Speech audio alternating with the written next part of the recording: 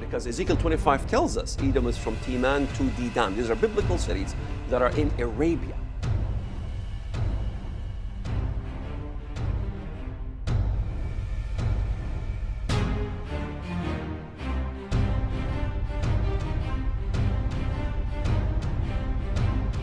Hello everyone, Bible believers around the world, and we're finally going to get into the book of Jasher. Now we're going to be starting off in the book of Jasher with chapter 60, and we're going to be covering the doctrine that many camps use the book of Jasher for, which is the teaching of an Edomite invasion of Europe. And this is what they use to say that the modern day European is Esau and not Japheth, because they use the book of Jasher to say that the Edomites took over all of Europe and kicked Japheth out. But we're going to learn when we read in context in the book of Jasher that this was no Edomite invasion of Europe, and that no Edomite invasion of Europe happened. Now let's read about this. Now, the book of Jasher talks about that Zepho, the son of Eliphaz, the Edomite, teamed up with an African king, and he started going on pillaging missions to go pillage and steal from the children of Chittim, the Greeks. But let's start at verse 30 of chapter 60. But from then that day forward, the troops of the king of Africa would go to spoil and plunder it. And whenever they went, Zepho, the captain of host of Angus, would go with them. Okay, so this is key. So Angus, this African king, made Zepho the captain of his army. Now keep in mind, Zepho, which we now know, the black Edomite, is leading an African army to go steal from the Greeks. So this is black on white crime, so to speak. And one thing that you must understand is, contrary to what the camps tell you, Zepho is the only Edomite in the story. This is not an Edomite invasion, and we're going to learn later on in the book of Jasher that the Edomites are in Arabia and their Mount Seir homeland because Zepho sends them a letter, and the Edomites are all still in Mount Seir. Zepho is the only one here, and his army, I'm going to repeat it again, his army is not an Edomite army, it's a Hamite army. So we have a Hebrew Edomite who's been made captain by an African king to lead Africans, Hamites, swarthy people into Europe to steal. Now let's move on. We are now in Jasher chapter 61, and we're going to be reading verses 23 through 25. Now this is the huge bomb right here that these camps use to prove the Edomite invasion. Now I'm going to repeat myself again, and that is the fact that Zepho is the only Edomite in the story, and we're going to find out once and for all that this is not an Edomite invasion, and that all of the Edomites are still in their Arabia, Mount Seir homeland. Zepho was made so-called general in our times of Hamite troops. He was leading them in the battle. He is the only Edomite in the story. This is not an Edomite invasion. He's using Africans to help him steal from the Greeks. Now let's read, starting at verse 23. And at the revolution of the year, the troops of Africa continued coming to the land of Chittim to plunder as usual. And Zepho, son of Eliphaz, heard their report, and he gave orders concerning them, and he fought with them, and they fled before him, and he delivered the land of Chittim from them. Verse 24, and the children of Chittim saw the valor of Zepho, and the children of Chittim resolved, and they made Zepho king over them, and he became king over them whilst he reigned, and they went to subdue the children of Tubal and all of the surrounding islands. Verse 25, and their king Zepho went at their head, and they made war with Tubal and the islands, and subdued them. And when they returned from battle, they renewed his government for him, and they built for him a very large palace for his royal habitation and seat, and they made a large throne for him. And Zepho reigned over the whole land of Chittim and over the land of Italah for 50 years. Okay, so there's a lot to break down about this, and I mean a lot to break down. And when you read in context and break down each verse one by one, it all starts to make sense.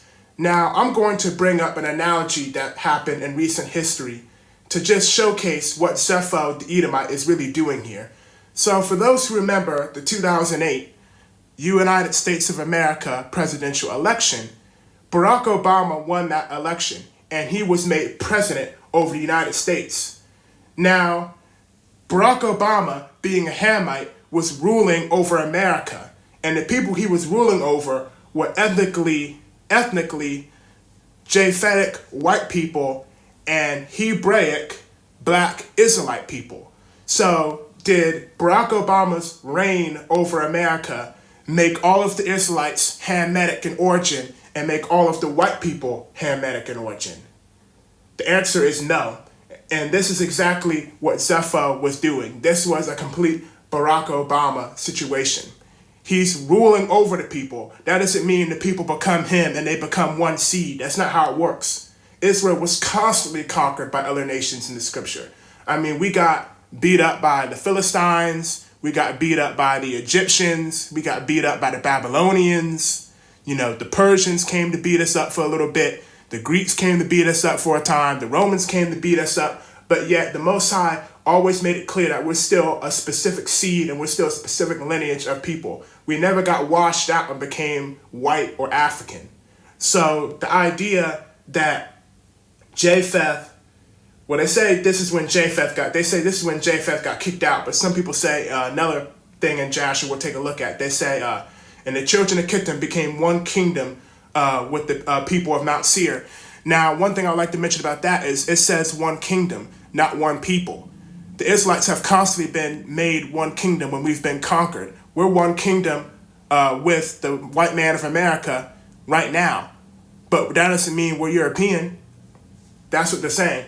So one kingdom does not mean one people. And one thing I want to point out is when it talks about that they went to go subdue the other children of Japheth, Tubal, and the surrounding islands. We need to keep in mind that Zepho is in charge of Africans. He's using Africans to do his dirty work. This is not an Edomite invasion. These aren't Edomites going around attacking the children of Japheth. Zepho is the only Edomite here, and we're going to find out shortly, and we're going to kill this whole thing, that all of the Edomites, every single Edomite except for Zepho, is in Arabia area, Mount Seir, the Red Sea, black colored folks territory. They're not over here in Europe, kicking out the children of Japheth. Esau never went over there to kick out Japheth and to steal his land. This is an African war, and they are being led by Zepho. And based on what we've already seen in this series, we know Africans are not white. So we have African soldiers, and now we know Esau is not white. So we have, based on what we read about Herod Antipas a few episodes ago, we have swarthy, flat-nosed Esau leading an army of Hamitic peoples. So there's many problems with this. So you're saying that Europe became white because of Esau pushing in, but when Esau never pushed in the first place, it was this Zepho by himself with some Africans. So you're saying, oh, that's how Europe became white. It was all black before then. White people, stole it. Well, with that doctrine, it doesn't make any sense because Zepho was black and his troops were literally from an African king, Angus, the king of Africa. So how did Zepho's pillaging missions and his invasion of the Greek islands make Europe white when he's swarthy and his troops are swarthy? It doesn't make any sense. I mean, it's like saying that Korea is Asian because the Germans invaded. How did the Germans invade Korea and make it Asian when they're not Asian and they don't have Asian features? See, it makes no sense. But I'm really excited to get to the part where we learn about the fact that Esau is still in the Middle East and he's still in his homeland over there. And that lines up with what we're going to learn, later on and around the end of the series about where Esau is. Now, also, we have the part where it talks about that he ruled over Chittim, over the land of Italah, for 50 years. They say, Rome is Edom. But we're also going to find out in the book of Jasher that Rome is not Esau and has nothing to do with Esau. And I just want to go back to the black Edomites that we already looked at. So whenever you see in the book of Jasher, you see, like, let's look at Zepho, for example. Zepho ruling over the children of Chittim. Imagine a black man sitting on a throne. That's what was happening. It wasn't white Edomites pushing out black Japheth. It was black Esau conquering heathen Japheth. That's what it was. But let's move on. Alrighty, we're now in Jasher chapter 6-3, and I really want to show you something in verse 14 that backs up what I was saying earlier. Now, in verse 14, Angus, the king of Africa, is now very mad with Zepho and wants to go smite Zepho. But here's what it says. Come to me with all thy men, and help me smite Zepho and all of the children of Chittim, who have destroyed my men. So here's the interesting part. The children of Chittim are still recognized in the book of Jasher as being a separate nation of people from Esau. They didn't all become Edomites. They're not all Edomites now. So why did the king of Africa in this book identify Chittim as being a completely different people and did not link them up with being Zepho? Because it says, help me smite Zepho and all of the children of Chittim. It didn't say, help me smite Zepho or something like that. Now let's get into the other part, because this is where it gets really crazy. And Zepho and the children of Chittim heard this thing, and they were greatly afraid, and a great terror fell upon their hearts. Here we go. We're going to find out. This is not no Edomite invasion. And Zepho also sent a letter to the land of Edom. So Edom is still a thing, because for this doctrine to work, they abandoned Edom and moved into Europe.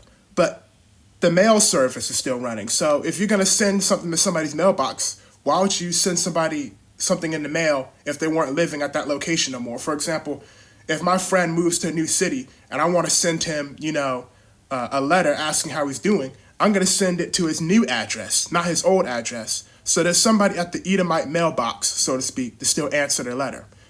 And Zepho also sent a letter to the land of Edom to Hadad, the son of Bedad, king of Edom. So Hadad the Edomite is here, and he's the guy who fled into Egypt to hide among the Egyptians and married a black African woman.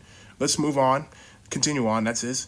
And Zepho also sent a letter to the land of Edom to Hadad, the son of Bedad, king of Edom, to all the children of Esau, saying, I have heard that Angus, king of Africa, is coming to us with his brother for a battle against us, and we are greatly afraid of him, for his army is very great, particularly as he comes against us with his brother and his armies likewise.